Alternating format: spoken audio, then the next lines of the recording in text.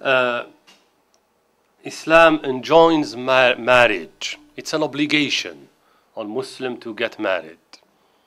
A Muslim cannot claim that he is living a life of obedience to Allah and refuses to get married, unless there are reasons not to get married, whether medical reasons or lack of sound judgment or lack of sound mental health issues and so forth that cannot put that person in charge of a family, whether man or woman. Besides those reasons, a Muslim has to get married.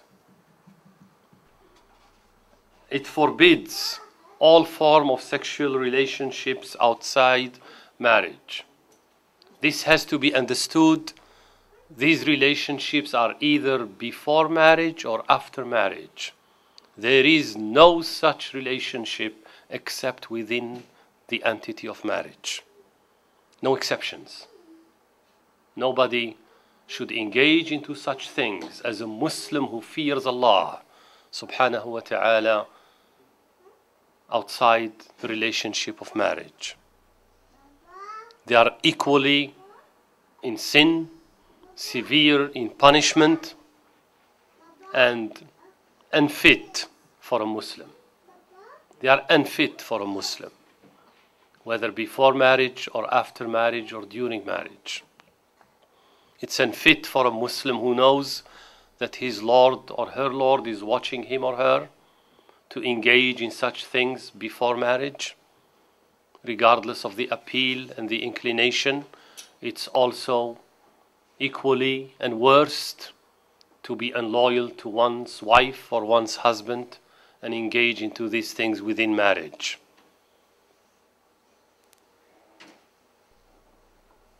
Also, because of this, marriage is initiated in a responsible, well-planned manner. It is not haphazard. It is not the initial appeal that makes marriage a successful one or a right one. It has to be planned and well thought of, because it will lead to institutionalization of the family. And it will lead to a stable family life. If it is not well planned and well done, it's not going to lead to a stable family life. Also, once we engage into marriage, we understand and we must commit that this is a permanent relationship. It is enduring, it's for life. And each one is expected to make a serious and sustained effort to live together and play their respective role. This is a duty. The wife has a duty to repair her marriage when it falters. The husband has a duty also to work to make sure when there are pitfalls to rectify, to repair the marriage as well. It's both. It cannot be the responsibility of one and a free ride for the other. This is not going to work. And in most of the time, these are the reasons for problems, because people expect from the other what they themselves do not do. A lot of time you find the brothers saying, I'm looking for this, and this characteristic. And when you line them up, subhanallah, this is like a sahabiyya. The woman he's looking for is a sahabiyya, it's the companion of the Prophet. But on the other hand, when we ask, okay, so brother, what are you bringing to the table? We don't find the sahabi. And likewise, the other vice versa. So this is very important. We are human beings, each one with our faults. Let's recognize that and forge, inshallah, a relationship that we work on to perfect, inshallah, for the rest of our lives. So, just briefly, inshallah, as a structure, there is the inner entity, which is the family as is known probably in the West. The inner core, in Islam it's referred to as the inner unit, which is the parent, the husband and the wife in the center, their children, and then their respective father and mother, wife's side or husband's side.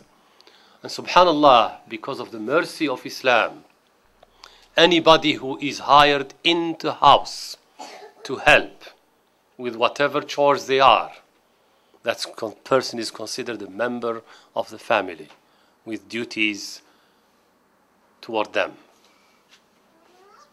Outside of that, there is the fathers, sisters and brothers.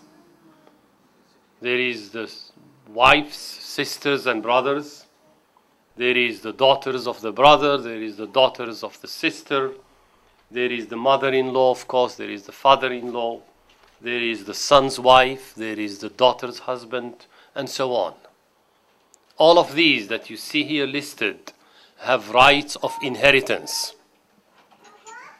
These are people who we cannot marry to in the family. And those we cannot marry to by this blood relationship, they are to be living in free fashion within the family. Which means anyone we cannot marry to is called a mahram. And a mahram, for the wife, she does not need to cover herself in his presence, because he is a mahram. That's how they are referred to. And so we have to be mindful of this large structure. When two people get married in Islam, it is not just them two. It's everything that comes with them from both sides. That's what Islam is. So let's get to something that is crucial with his husband-wife relationships. And so once a contract of marriage is agreed on and signed on and established, there are some key rights and duties. And first we will cover the rights of the wife toward her husband. By no means this is the list, this is just key amongst them. First of all, they are material and financial rights of the wife toward her husband. The first one, as we know it, is the payment of the dowry, which becomes her property. No one has the right over it, including her family. In some societies, unfortunately, it's paid to the father, and because of a total lack of understanding of Islam, it's in total violation of Islamic injunctions, the father takes possession of that. It is her property. No one can claim it except with her consent if she wants to spend it in whatever way or shape or form she wants. It's hers. Allah subhanahu wa ta'ala says in Surah An-Nisa, verse 21 and 22, but if you decide to take one wife in place of another, this is just one case of marriage, even if you had given the latter a whole treasure for dowry, take not the least bit of it back. Would you take it by slander and manifest wrong? And how could you take it when you have gone onto each other and they have taken from you a solemn covenant? This mithaqan ghalidha again. How could you dare to take it back from her? So this is the strongest language to describe the fact that this is her property. Nobody should touch it. The second is what is referred to in Islam as nafaqa. Nafaqa is not min al-nifaq, it's not out of hypocrisy. Nafaqa here is spending. Min al-infaq is the financial support. It is an obligation on the husband to provide for the needs of his wife, for her sustenance of food, clothing, housing, household help if needed, medical coverage, even if she has the means to do so herself. If she has the means to do so herself, it is still the responsibility of the husband.